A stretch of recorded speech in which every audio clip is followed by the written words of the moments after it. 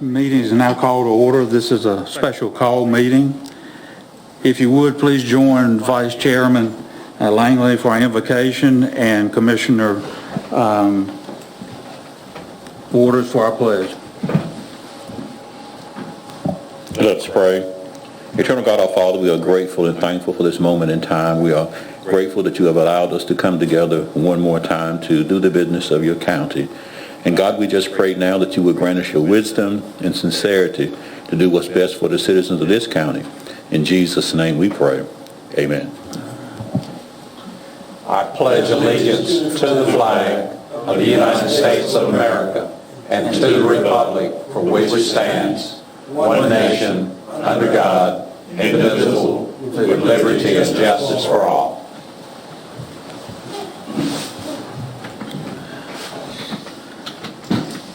I'd like to ask if anyone here tonight has a conflict of interest on the matters that's come before the commissioners. Hearing none, we move on. I need a motion to approve tonight's agenda. So moved. Second. All those in favor, raise your right hand. All those opposed, 6-1, motion passes.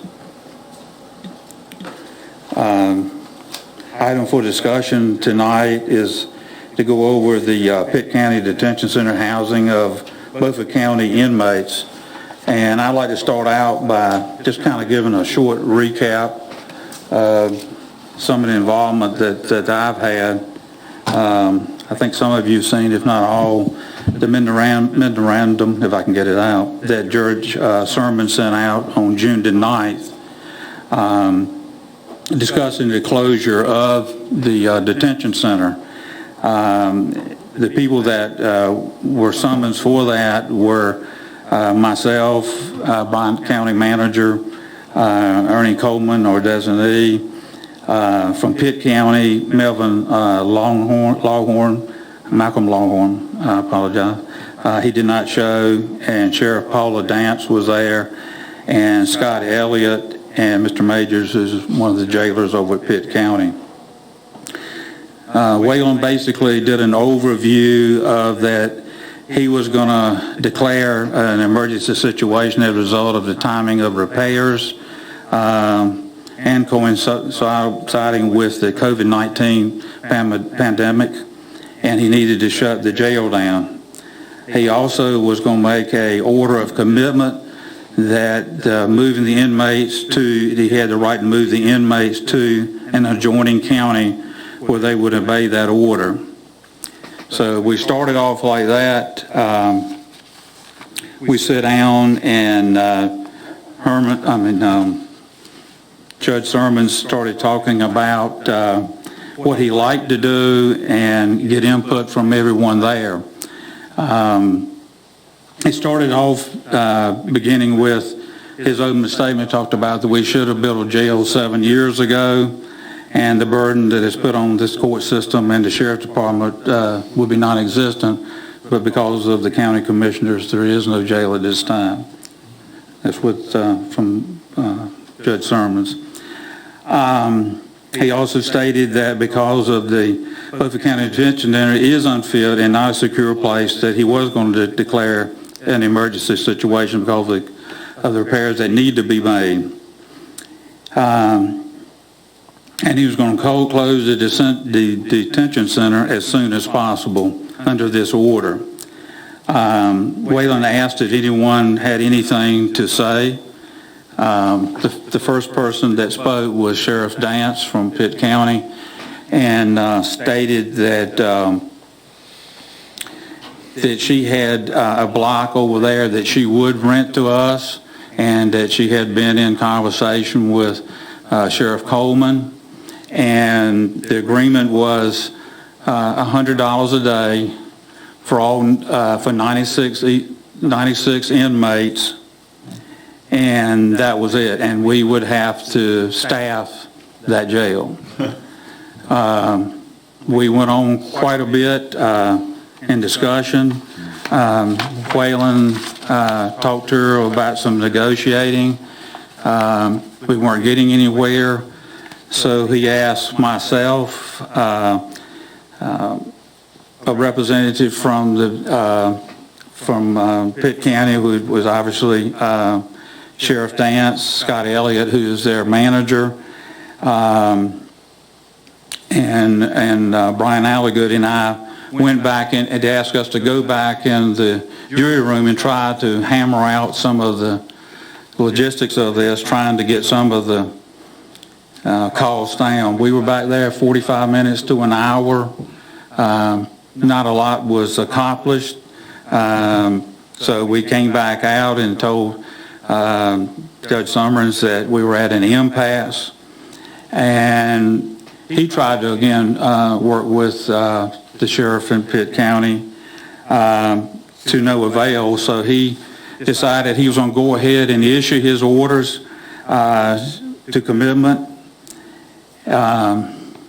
Later that was Friday. Again, we were there from 10 o'clock to about 12:30. Late Friday afternoon, Scott called Brian Alligood. Scott Elliott is the county manager in Pitt County. Called Brian Alligood, and there's been some talking, some negotiating, and that's kind of where we are right now. I'm going to let Brian now take over. He has a spreadsheet, and I'll be glad to answer if anybody has any direct questions of me about the meeting. I'll do what I can. If not, Brian, if you'll come up. Well, I have Sure. a question. Sure, go ahead. You know, one thing I'd like to know is who prompted the judge to do this? Did he volunteer to do this on his own, or was there some communication from sheriffs or commissioners or anybody? My impression was, this is Waylon, the way he went on and on about it is that he was concerned that he had inmates down there. He wanted to put more inmates down there. He feels like that's sending them to jail gets their attention. And so he wanted to be able to send them to a safe location. Didn't feel like that was happening with all the work that's going on down there. He just didn't want people working and inmates all in the same location. Oh, is any part of this meeting being filmed by the county? All of it is. Okay. Well, you know, we vote, Mr. Chairman, on certain things, and then you come in here and you find out it's not being filmed when it helps certain people, and when it helps other people, it is being filmed. So that's a legitimate question. Okay? Now, are we sending, did the judge say what was wrong with the system that we were using where we had essentially people spread out over half of the state? I'll let Brian handle most of that. For an example, Dare County no longer takes females. Craven County is getting ready to shut us down, and I'll let Brian give us that exact date, but if you will. Well, I'm still... Okay, go ahead. As a commissioner, Sure. I've been called into a room to approve $300,000. I have no background. I have no information. Nobody has bothered to inform the entire Board of County Commissioners. We have a few people who've been out doing deals and doing things, the backroom stuff, and the rest of us don't know about it. We have many more rights than what we've been presented with or given here. So, I don't think that Judge Sermons woke up one morning and said, I'm going to shut the jail down. I mean, obviously somewhere he was not getting service that he felt like he should be getting. And that's my question. Was there any problems in providing service when people are brought into the jail or they're sentenced with sending them to places across the state? Were they being refused to take people? How did this didn't just happen? Again, I can't answer that. I can tell you when he summons me to meet, that's when I went in. There's the memo that said, hey, we need a designee. They did the same thing for a chairman over in Pitt County. Has an order been signed by the judge? Not that I know of. I know he planned to at the end of that meeting, but again, there was some negotiating done. During the meeting, there was zero negotiating. It was we had one inmate or 96 It's $100 a day times 96. Will we had one there or 96? I'm not so worried about the pricing because there's no question we're being taken, but as I am about how the judge came to do what he is doing. Judges don't just do things without being prompted or without having a reason or without having some background. And what you're telling me is nobody knows what the background was. Was the manager, were you in contact with the judge complaining about service? Well, I noticed that there's nobody here from the sheriff's department. Isn't that amazing? And they're not here because somebody might ask them an embarrassing question. I'll ask the county attorney. Did anybody contact you about poor service from the jail? So where is the sheriff tonight? Was he invited to be here? Was he noticed of this meeting? Where's the clerk? She's on vacation. Oh, okay. Well, you know, I'm very concerned about the way that we're doing business. I think there's more to this story than what we're being told.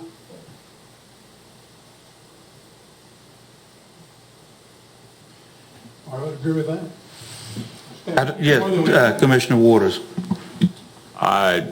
Just to set the record straight, Commissioner Richardson, Judge Sermons, or no one from the Sheriff's Department has been in contact with me either. So it didn't come from Commissioner Waters. Well, it looks like the guilty culprit is not here. The Sheriff's Department is not here to answer questions about this.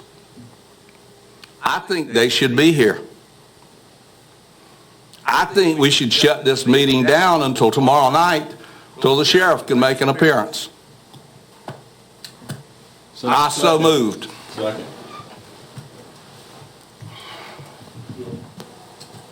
Do you have a comment? I'm going to throw my rocks again. When a new board came along, the jail was killed.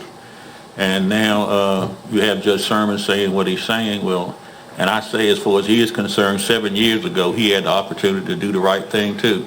So the blame is not just with us, it's also with him. He had the authority to make a difference back then, and he chose not to. So that's why we're at where we are right now. If I remember correctly, if my historical recollection is correct, I was commissioner 7 years ago. Barely. I was on my way out. And I do remember, although it's a little bit hazy, that the people of Beaufort County did not want to build a jail. Or at least that was the implication I was getting. It was never sent to them as a bond referendum. In fact, all the candidates were asked how they felt about a jail, and they were able to answer before they ran for office. And there was a negative opinion about building a jail at that time. So, whether that happened before or after, the sentiment out there was pretty much collected by all. And there was an end run to build a jail using the, I believe, Farmer's Home. And the Farmer's Home wasn't going to do it unless they thought that the people of Beaufort County were in favor of it. That's why you have bond referendums, to get a finite understanding of where the people are coming from. Do they want it or not? Well, to do an end run around the bond referendum, since the public sentiment was negative, there was a search for financing, and that financing, I believe, was going to go through Farmer's Home. Was it another entity? Do you remember? It was Farmer's Home, wasn't it? Local government. Was it the local government? Okay. It was local government commission under the local government commission under the statutes of North Carolina. It was called consumer financing, was the way that they were going to do it to avoid having a referendum. Thank you, Bud. Well, you're really on top of that. Strike Farmer's Home, local government commission. And so that was attempted, but the local government commission didn't want to make any loan unless the sentiment in Beaufort County was such that the people of Beaufort County was in favor of it, because they are the ones that have to repay it. So I don't think it was the commissioners that made the difference here. Now, the commissioners could have been on a parade to build a jail and had the public going in a direction that would have been more positive towards building a jail, but that was not the case. So, for whatever reason, the public did not want to build a jail at that time. It had nothing to do with the commissioners. Now, if the commissioners wanted to put it before the people in the bond referendum, we would have had a finite understanding of what the public wanted to do, but the commissioners did not want to do that, assuming that the public was negative towards the new jail. So I just wanted to get that straight. Am I correct on that, Hood? Yeah, you're basically right. Okay, thank you. Not entirely. Well, how am I wrong? The LGC would not loan us the money because Senator Cook wrote them a letter asking them not to do it. It was not because of John Q. Public, because if you look at it in its entirety, there were just as many people for it as were against it. But it's always the squeaking wheel that gets all the oil. The folk who were really in favor of it were pretty much quiet. So you cannot say the public did not want it. But the other thing is, nobody really celebrates building a jail. It's not one of the things you get happy about. Mr. Chairman. Okay, but let me answer. Go ahead. Regardless, I think what should have been done for all those who were enthusiastic about building a jail, they should have fought for a bond referendum. They can do it now. They can put that on a bond now. And I'm wondering just how much power Judge Sermons has legislating from the bench when it comes to building a jail. Stan, can we get back, we need to get back and handle this. Can we? Well, this is kind of this. We're not building a jail. What we want right now, we're just trying to fix our detention center. I heard in the comments from Judge Sermons that we should have done this 7 years ago. In other words, the sentiment there is we should do it now. I mean, I think we're getting tagged here. One with the other. And I think this discussion is going to have to come up. But if we were to build the jail and start today, it would be a year and a half and have nothing to do with this. But I am wondering why Judge Sermons feels like he's negotiating for the county and spending money. I like Judge Sermons. He's a friend of mine. I grew up with him. He'll tell you the same thing. We're friends. But I don't think this is entirely under his purview when it comes to the money allocation from the people of Beaufort County. He does not have police power. We do. Well, I just want to point out that a jail is permitted for 87 inmates. And the latest reports, since they were forced to do the right thing on keeping people locked up, only 45 inmates. So, you know, you don't, today, debating and building a new jail is totally moot because we don't have enough prisoners to justify it. No, we don't. If we were to build a jail today, it would be a very small jail, and it's not going to be any of this that they will come Stan, we're not building a jail. That's all part of the jail committee's task. No, it's not. It's the commissioner's They hands. will bring that recommendation here. Well, still, that is Commissioner Waters? and the people's issue. I would like for our county manager to bring us up to date on the situation with Craven County and also the situation within the state as it relates to transferring prisoners or inmates to other locations. Point of order. Point of order. Let's vote on Hood and Stan's. What was your motion? My motion is that we shut this meeting down until the sheriff can come and tell us the background on this, because the judge didn't decide to do this on his own. There's some poor service being handed out. There is something wrong somewhere. We as commissioners have the right to know that so that it can be fixed. It's not entirely in the sheriff's ballpark, and he's not here tonight because he's covering up something. All those in favor of? All those in favor of Hood's motion, raise your right hand. All those opposed, raise your right hand. Motion dies. Commissioner Waters. Mr. Chairman, I would ask to recognize the county manager to bring us up to date on the Craven County population situation, as well as being able to transfer inmates to other locations within the state under COVID-19. Brian?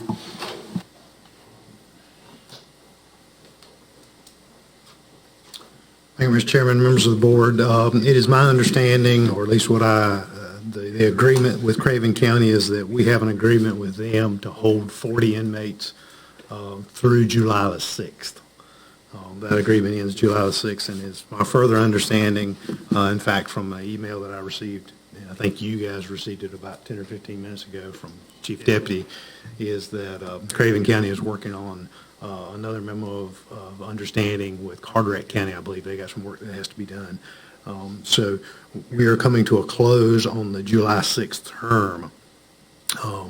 It is my further understanding that Department of Corrections is not taking prisoners, and that our folks have reached out, or the Sheriff's Office has reached out to other entities to try to help hold prisoners, and they're not doing that simply because of the COVID issues.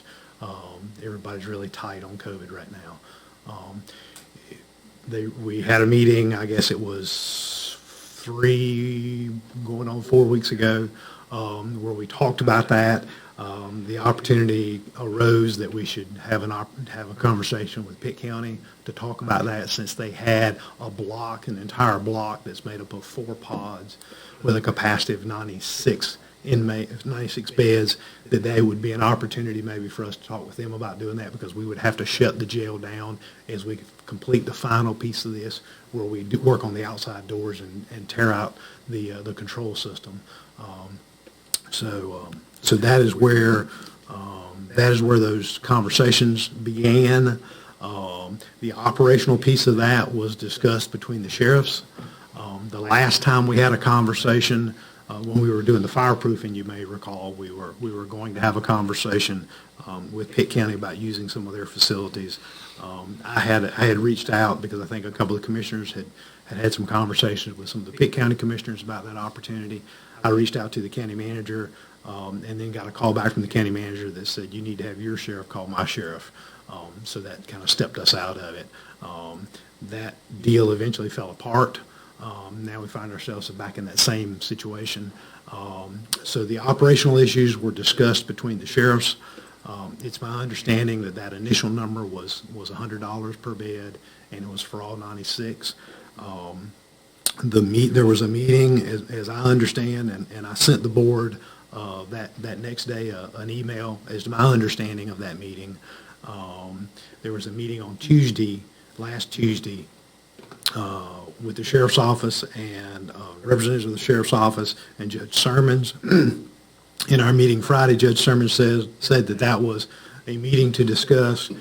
He has to order that the jail be shut down and move those prisoners, so that when someone comes into the magistrate, then they're ordered as to where they're supposed to go. So it's my understanding that they have to have an order issued to do that. So they were discussing that order, and that's when Judge Sermons said, I'm tired of playing with this. We're starting back up court system. As you well know, they have started that. He said, I don't have capacity to put people in jail that I need to put people in jail, and I want you guys to move faster than what you're moving, because I've got to get court back opened up. We have 40 beds in Craven County. We're at a maximum over there. We have no more capacity. We have 40 over there. We don't have anywhere for females to go. Dare County was taking our females, and when COVID broke out, they stopped. Again, the Department of Corrections is not taking inmates. So the discussion, again, operationally between the sheriffs, and we were waiting to get into the conversation about numbers. And I had a conversation with Scott on the Friday before, and he said that it was his understanding the agreement was being worked on between the sheriffs. I had another conversation with him that next Monday, and we were working on the discussion about what the numbers might be, could be. And he said, well, you need to have your sheriff reach out to my sheriff to say that we need to negotiate those numbers more. I did that. Sheriff Coleman said that he was not going to reach out again to the sheriff in Pitt County. Then we got the notice about the meeting. I had the meeting Friday. Friday afternoon, I had a conversation again with the Pitt County manager, and we now have a negotiated offer for housing inmates. The females, that agreement, or that tentative agreement, which is what we're bringing to the board to discuss, would be $100 per bed per female inmate. It's my understanding we typically have no more than 10 or 12 female inmates at any one time, that's actually a high number for us. So that all females would go to Pitt County. It would be at $100 a bed per night, and they would be mixed in with their female general population. The rest of that negotiation was that Pitt County would agree to allow us to essentially lease or rent what they call E-Block, which is the section of jail that's over there. It's actually, on my understanding, I've never been there, but they say it's a kind of a spoken wheel kind of situation. So you come into the main area and then you come off to the side, and that block is there. So it's completely separated from the rest of the blocks.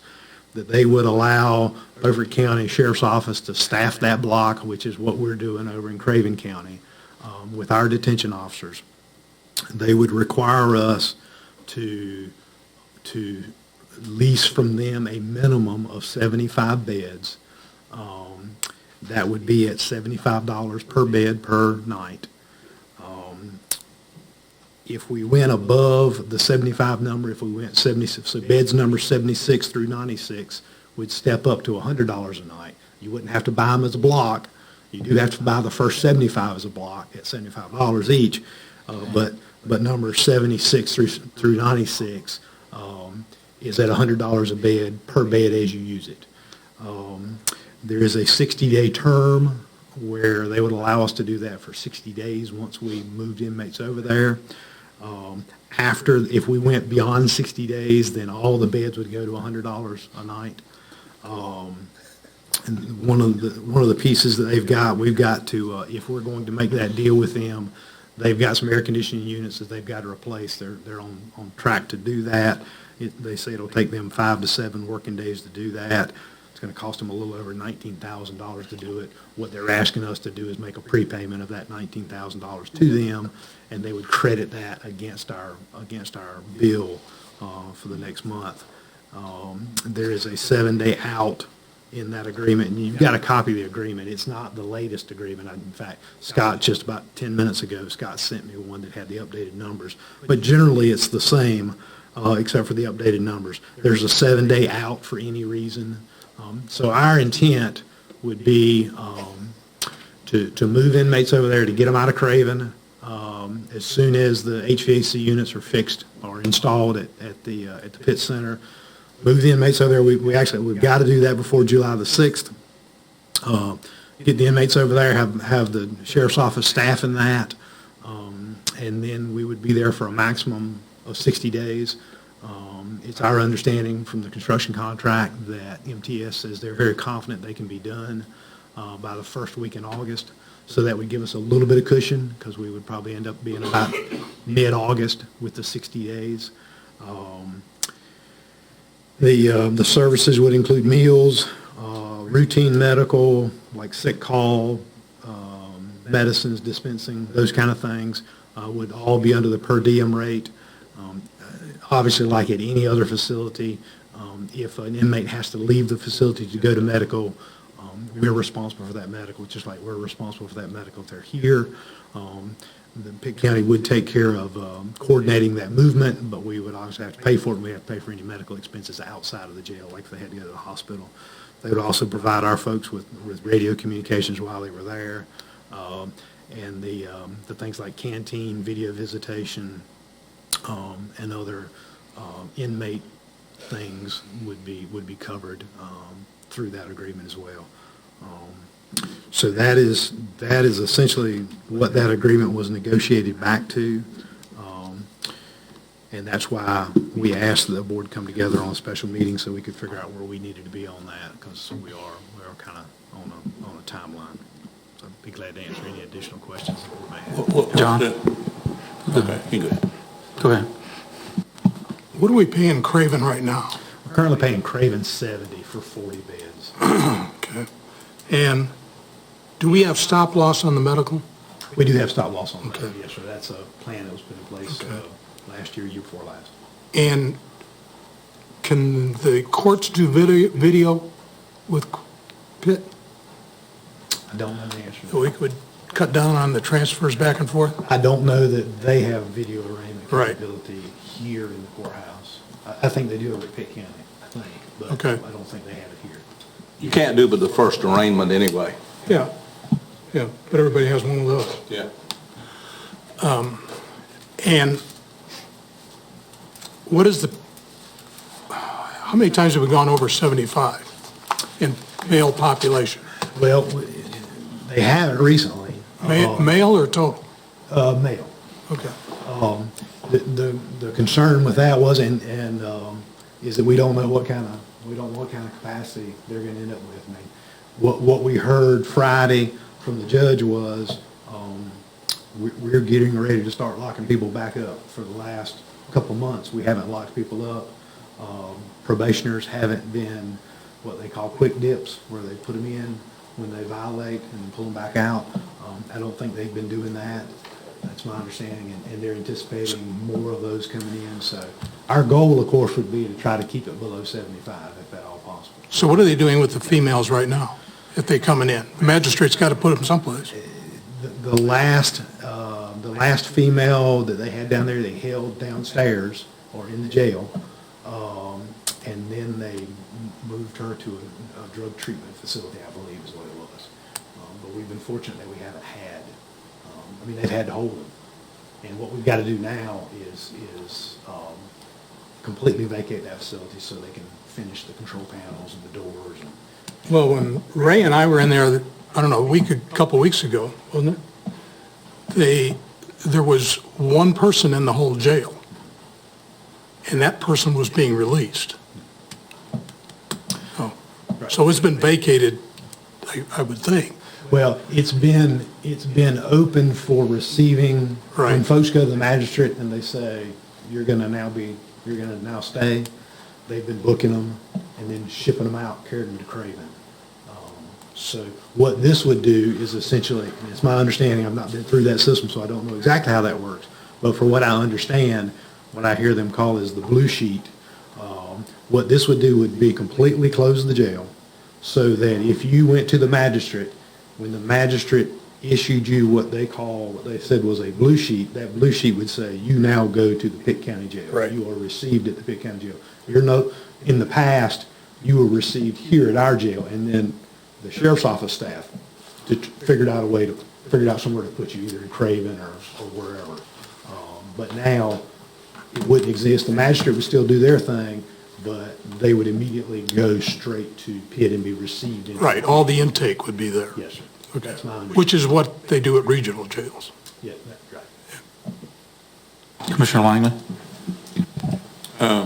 The time period that you think we're talking about, is that 30 days, 60 days, 90 days?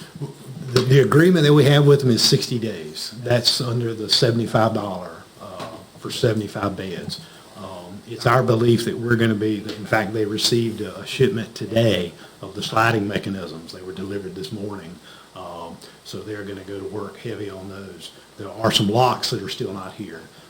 But the last conversation I had with the county engineer was that MTS believes that they are confident that they will be done by the first week in August, which then gives us a little bit of playroom in there on the 60 days to make sure everything's good and we can get folks back in before we trip over that $100. And the projected cost for those 60 days is what?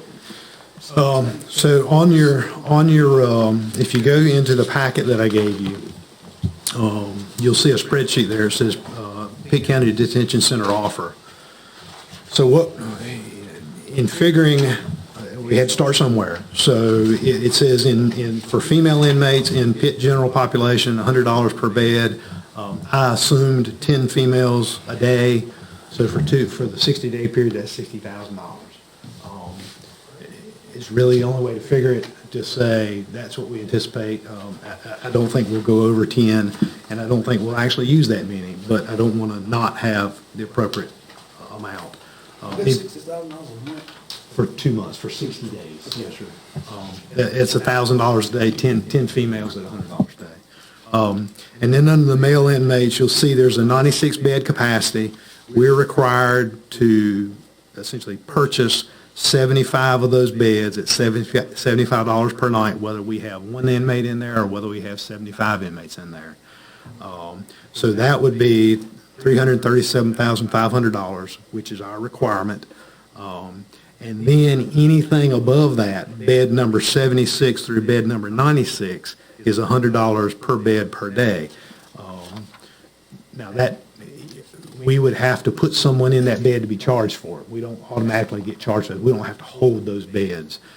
So that's another negotiating point that they were willing to work with us on. But for capacity's sake, if we said we used all 21 of those beds and we had to pay $100 a day for them, that'd be an additional $126,000 for the subtotal on the remaining bed capacity. So the total for the male inmates is $463,500. If you combine the two, the females and the males at maximum capacity, again, this is maximum capacity, $523,500. There's currently $200,000 in the budget, in the safekeeping budget under this jail project, to offset that. And that is because we had originally anticipated, except for COVID hitting us, that we would have been finished by the end of this month with that project. So we would have been on track to do that. So if you take out the 200 from the 523.5, it's 323.500 is the additional funding that's needed. And again, this is at maximum rate. The only thing that would trip that is if we went over the 60 days, which we're confident that that won't happen. Again, you see 60-day term. Actually, on the agreement that they've written, they put it for 3 months. We don't anticipate over 60 days. We have a 7-day out for any reason. So if the guys working on the jail right now are able to, really work hard and knock it all out, and the locks come in, and we're less than 60 days, then we give them 7 days notice and we're out. So we're not locked into that term. We don't have to pay that for that entire amount. The Beaufort County Sheriff's Office detention staff would staff that block, and of course, again, the daily rate would include the meals and sick call. We would be responsible for outside medical. And so that is the maximum under maximum capacity that we would need to fulfill that obligation.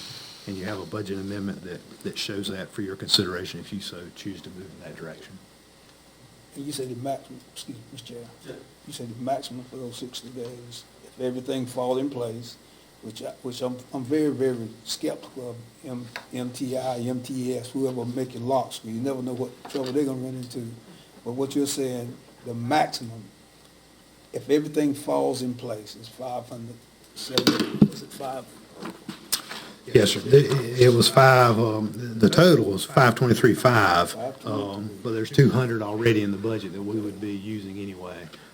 So it would be 323.5, and that's assuming that on day one, we're filling all 96 beds and putting 10 females in there, which I don't anticipate us doing that. My other question is, what do they charge per day for federal inmates? They have it's my understanding is what they told us, that they have a negotiated rate right now of $100 a day for a federal inmate. Well, it would be cheaper for us to pay $100 a day, and we wouldn't have to have our men over there monitoring.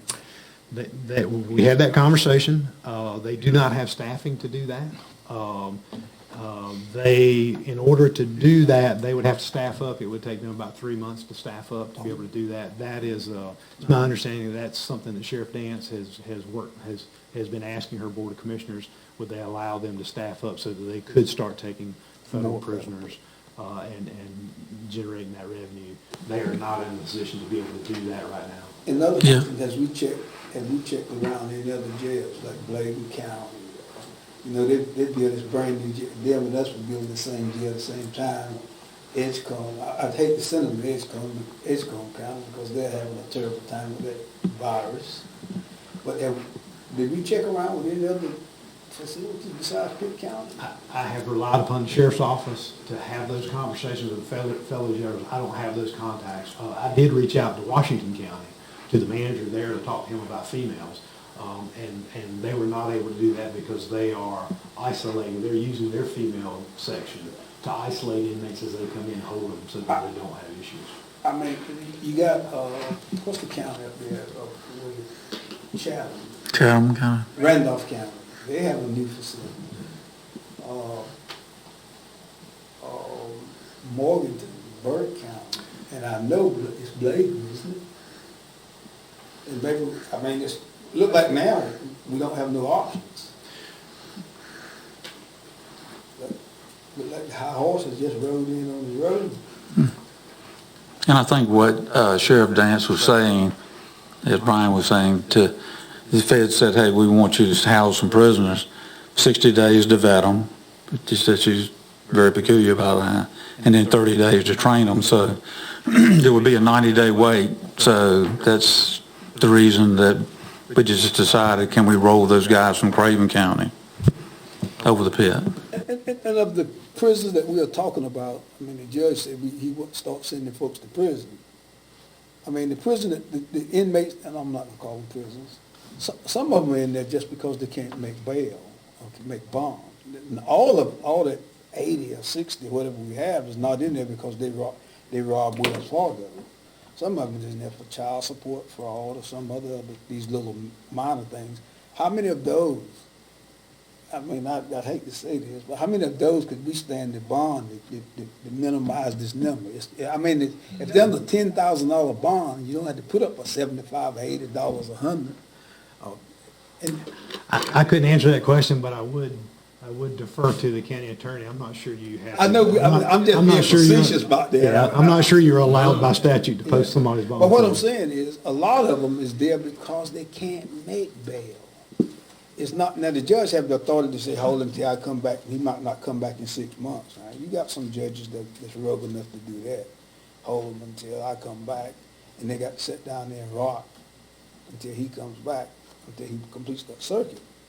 But the question I have is, we got people down there that's, unless I overslept something, Mr. Manager, there had been a real heinous crime in this county, and God knows when. So there's not nobody down there that we ought to be keeping in there just because we can. There's, on the last packet we got, at the last meeting, there were 3 prisoners that were in there with less than $5,000, 5,000 or less, was just 3. We do have one in there for murder. Well, we was turning. Okay. So, Well, so where are we with this, as far as the judge's order is concerned? Either we do this, or the judge is going to order us to do this. I think the conversation was the judge was trying to push it a little faster because he said, I've got to get back in session, and you've got to, and we've got to be able to put inmates somewhere so that we can finish the jail. And he was essentially saying, I'm going to help move that process along. You know, for anybody that watches the court system, there's nothing fast in the court system. It takes months and years. I've sat here over and over and over with murderers that have been in there for years without a trial, with other people that have been in there for serious crimes like rape and other things. They've been in there for years without a trial. So for Judge Sermons to talk about the court system being speedy, I would like to see that. And since he's talking about that, I'm going to expect him to make it a whole lot more speedy than what it has been, because based on history, that is a spurious argument. Let me ask just one question. Will we all agree the best thing we need to do is vacate the jail in order to finish these repairs on time? Yes. Is there any objection to that? Well, There's no objection. Mr. Chairman, that's been a requirement all along. We've known that at some point, we would not be able to house even one in there because of the liability and the contractor, some of the work that he was going to have to do. So, you know, we're approaching a date with Craven County of July the 6th. So we really do not have any options except to go to Pitt and to do it as quickly as possible. I mean, you know, they're sitting over there, I'm assuming, wondering what we're going to do, if we're going to do this agreement or not. Mr. Chairman, when it's time. And that, you know, time is of the essence. And I think too, transportation time, when only got to go, 18 miles to get a prisoner back. Again, if something changes in the court system, go get them or bring them back. It's got to be a plus. Mr. Dethers, Commissioner Dethers. Questions for the manager. You said COVID was slowing us down repairing the jail doors. How did that slow us down? It actually slowed down our delivery dates on some of the parts. The parts, it didn't slow down the contractor? I mean, they slowed down because they couldn't get the parts in. They couldn't get the parts. If you remember, Christina made that presentation Yeah. to the board a couple of months ago that said because of COVID, some of the things were slowing down. Now, my understanding from her was that the slider mechanisms they got in today were supposed to come in after the other locks. So to me, that's a good thing that we've already gotten those in. So hopefully, things are moving a little bit better now. But we do have those in. They've got a good 2 solid weeks of work, my understanding, on doing those. But we got to get to the point where we can clear the jail out completely so that they can finish. I mean, we're going to be cutting out exterior doors and redoing those. But this could be considered a COVID cost to the county, could it not? I mean, it is not I mean, that question came up Friday too, because when we talked about money, I essentially said to them, this is all the money I have in my budget. And I can't do anything with you today without going back to the board if you want more money. And their comment was, well, you need to go back to the board because we want more money. And the question was, well, this is COVID related. You got some COVID money, you could fund that. Who said that? The folks from Pitt. Actually, the manager said that. And I would say to you that it's probably not, because it is not a direct response to COVID. It's not responding to COVID. Now, our plan, and we've talked to the board about that, and essentially I think the North Carolina Pandemic Response Office, in fact, on one of their latest conference calls, encouraged counties to do it. What we're doing is we're going to use the funds that they gave us to reimburse our public safety staff their salaries. And then that frees up that money for the board for other uses. So when you go around like that, you do have some additional funding. Quite a question next. We have talked about having to house jail people in other jails, and we've talked about a cost. And can you recollect what was the best cost we were being charged in the earlier days, just so I can have a relative understanding of what was then and what all of a sudden is now? For what I recall, $55 a day. That was a figure that's sticking in my mind. State misdemeanor, which is where the state pays to put misdemeanor inmates in county jails so they don't put them in state. I think that's $55. And we were getting that kind of cost too with other counties, right? Some of them, and then as time continued, because that is not something that the state sets. That is an individual rate that's decided by. It's a market. It is a market. Whatever the market and is. Obviously, the market dried up really quick. Now, it's a good thing. I mean, they were nice enough to negotiate with us down from $100 a bed to $75. That's only $5 more than what we're paying at Craven. So we have a larger capacity. For some reason, when I was talking to Charlie the other night, the figure $40 a night stuck in my head, but that was wrong. I said, that's awfully cheap. And he said, well, we staff our own people, use our own people to staff it. And that made sense to me since they're just offering up the space. But it was never $40 a night in Craven.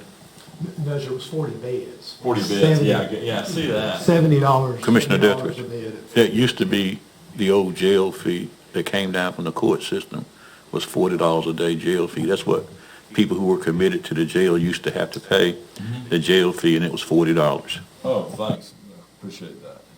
The other options that have not been completely researched, as your understanding, of course, you may not know because maybe the sheriff or his chief deputy have not been completely forthcoming, which is not your job to ride herd over them.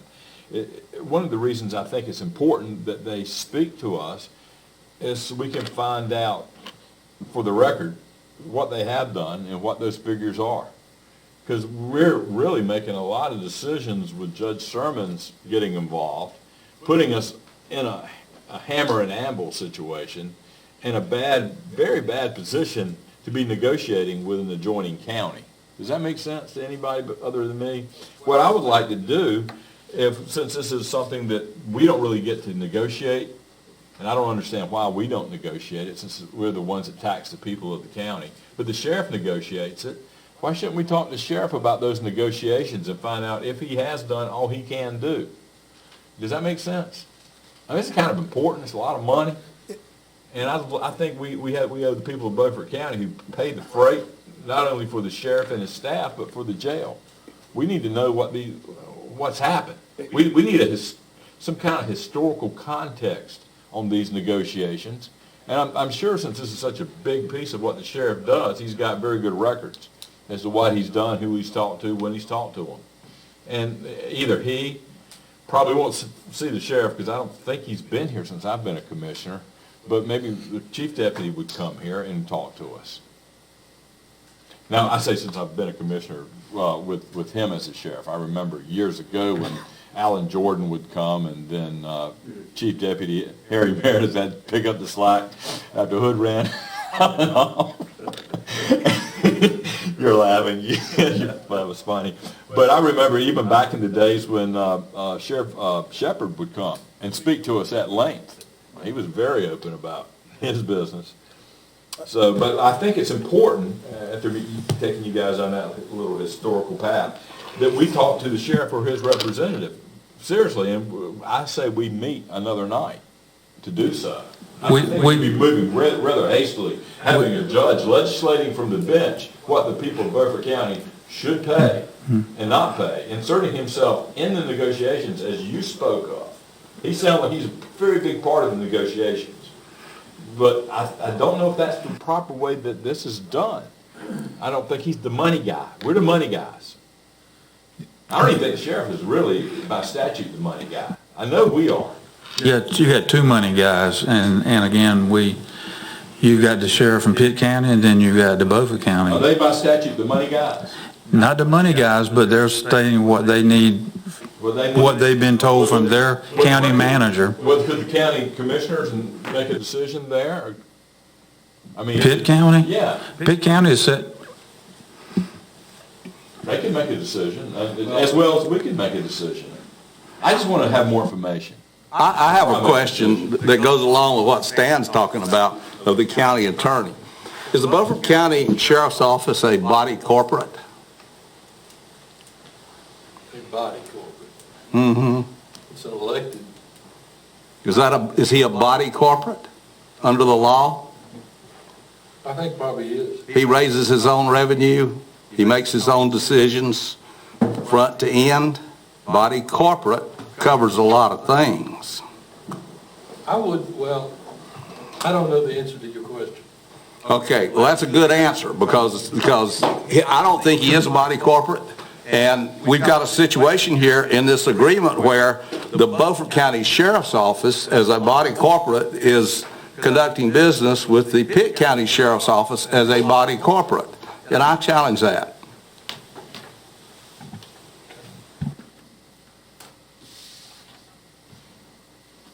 In other words, I don't think we should be approving this agreement until we know whether these guys are body corporates or not. I don't think they can contract with each other. I think the counties have to contract with each other.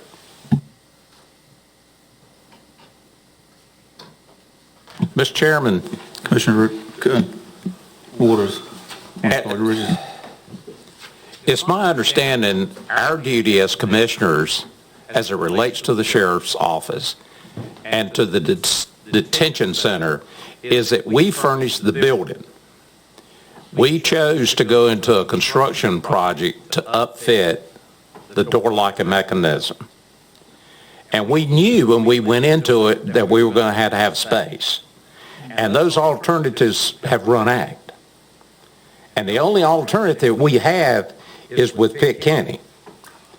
Now, it would be nice to get the sheriff in here or the deputy in here to go back into the background and the history of everything that's going on, but we've been aware of that. We've been aware that we've got inmates that's been going to different places. It's been going on for months. So my contention is that every day that we wait is a day that the construction is going to be held up and they're not going to be able to do their job. And what happens if we sit here and we don't do our duty and we're interested in history about the negotiation and Pitt gives up on us? What are we going to do?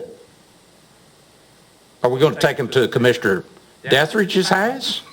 We're going to take him to Commissioner Richardson's house? Bring them over there, I'll handle them. I'll have some help. I think our duty is to take action to go ahead and solve this problem. I mean, we either can turn the deal down or not. Mr. Chairman. I mean, excuse I me. don't want to go back to you. I mean, so Sorry. I'm going to make a motion that we accept this agreement and we go ahead and amend our budget for the 60-day period that we're talking about, so that we can go ahead and move this thing off a dead center. Is there a second? Point of order before you get a second. I don't think we have an answer about whether these parties can contract or not. I don't think you can make a motion to enter into an illegal contract. I think the contract that we signed with, I think it was Cabarrus County, if I remember correctly, came in. I think that was signed by the sheriff's office. Doesn't matter. If it's illegal, it's still illegal. Well, I mean, we can get the proper signatures on the document. That's. Can I? Go ahead, Commissioner Richard. Definitely. I think, yeah, you can get the proper signatures. You could take a vote right now, but it's under the cloud of maybe not being negotiated properly to the satisfaction of we, the representatives of the people of Beaufort County, who are taxed, and are taxed by us and no one else. I don't think the sheriff does the taxing. We request that he collect the taxes if necessary. But I think we're the ones that actually do the taxing and have to make the request of the sheriff to do so. So I think we're moving with all haste for whatever reason. And I'll be honest with you, a lot of this information I'm just getting today. So you guys are more in the know. I get that. And you speak of Cabarrus, what went on with Cabarrus County. Maybe that was handled improperly as well. We don't know. We need to know that. We can find that out in a matter of time. It's not going to take our attorney too long to figure that out, and tomorrow is another day. I wish you would amend your motion to move forward with that contract once we've had a chance to speak with the sheriff or his representative and ask some rather pertinent questions. And that can be done tomorrow, or as soon as we can have another special called meeting. I'm not going to back up on the motion. If it fails, it fails. Okay. Anything else? I'll second it. Any more discussion? I got a question. Sure. What about our options?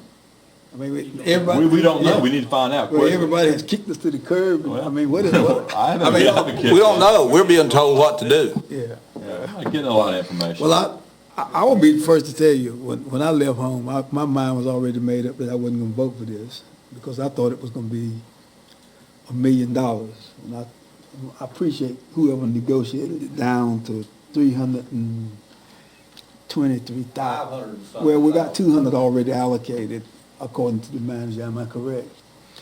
So, and I hate for us to play around and Pitt County walk away from the table. Now, I'm not pleased with the deal at all. I'm gonna be the first to tell you I'm not pleased with it. But then again, as I'm a still one of Mr. Richardson's cliches. He who has to go rules. That's right. This time they got to go. Oh, Ready to vote? All those in favor, raise your right hand. All those opposed, 4-3, motion passed. wow.